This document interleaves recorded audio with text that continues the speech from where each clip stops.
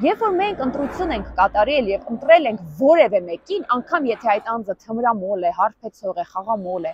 մենք ենք չէ ընտրել այդ անձին։ Ուրեմն ինչ որ առումով մեզ պետք է եղել ունենալ մեր կողքին այդպիսի հարաբերություն, ունենալ մեր կողքին այդպիսի տղամարդու կամ կնոջ։ Եվ անգամ եթե այդ անձը շատ նորմալ մեկն է, ոչ խմող է, ոչ թմրամոլ է, ոչ խաղամոլ է, եթե մեզ պետք է ունենալ մեր կողքին այդպիսի մեկին, մենք խթանելու ենք, մենք դրդելու ենք, հա, որ այդ անձը դառնա այդ հարբեցողը կամ այդ խաղամոլը։ Այսինքն երբեմն մենք որոշակի բան ենք ներքուստ ցանկանում մեր կողքին ունենալ, որոշակի պահանջմունքներ ունենք եւ այդ պահանջմունքներից ելնելով կատարում ենք որոշակի ընտրություններ եւ երբեմն մեզ պետք չի, որ այդ անձը փոխվի, պետք չի, որ այլևս չլինի այդ թմրամոլը օրինակ, որտեվ երբ որ նա թմրամոլ է, ես միշտ պահանջված եմ, ես միշտ կարող եմ նրան փրկել կամ ես կարող եմ նրանից խլել իր աշխատած գումարը կամ նրան կարող եմ դավաճանել, իսկ ինքը այդպես անջատված ոչ մի բան չի նկատում, այսինքն մենք միշտ որոշակի ընտրություններ ենք կատարում որոշակի բաներից ելնելով եւ իրականում ամուսնալուծվել թե ոչ մեկ չի կարող ասել այո կամ ոչ, որտեղ մենք պետք է դուրս բերենք այդ անձի ներսում կատարվող այդ բաները, ներքին պահանջմունքները, որ հասկանանք ինչու է նա այս կամ այն հարաբերության մեջ մնում կամ չի մնում։ Եվ երբ որ անձը գալիս է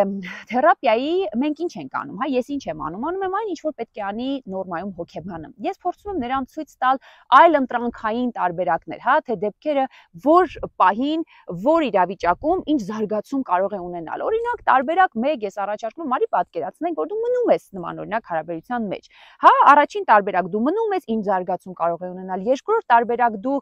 միասին հաճախում եք ընտանեկան խորհրդատվության, ինչ զարգացում կարող է ունենալ։ Երրորդ տարբերակ դու հեռանում ես այս հարաբերությունից, ինչ զարգացում կարող է ունենալ, որովհետև ամեն պարագայում, երբ որ մենք անձին օգնում ենք, որ ինքը տեսնի դեպքերի տարբեր ընտրությունների ժամանակ զարգացումը, երբեմն անձը հասկանում է, որ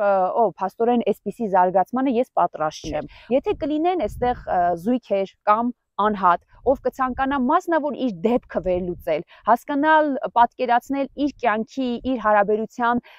տարբեր ընտրությունների զարգացումը, հետագա աճը, ուր կարող է տանել, ինչ հետևանքներ կարող է ունենալ, կարող եք դիմել ինձ։ Մենք միասին կաշխատենք մասնավոր ձեր դեպքի հետ կապված եւ այսպես առանց պատմությունը լսելու, առանց մարդու ներքին այդ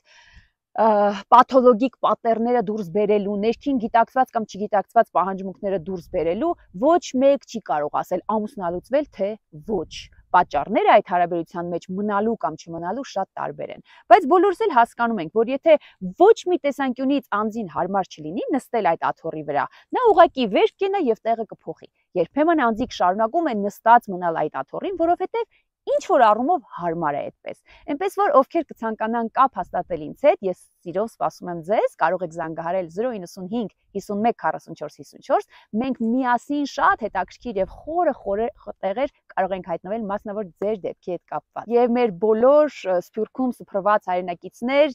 արդեն գաղտնիք չէ, որ ես երկար ու ձիգ տարիներ աշխատում եմ մեր Սփյուռքի հայրենակիցների հետ, դուք էլ կարող եք դիմել, զանգահարել, մենք WhatsApp-ով շատ արդյունավետ, կառուցողական, որակյալ խորհրդատվություններ ենք ունենում, որից իսկապես մարդկանց կյանքերը փոխվում են եւ նրանք ավելի երջանիկ են դառնում։ Սպասում եմ ձեզ սիրով։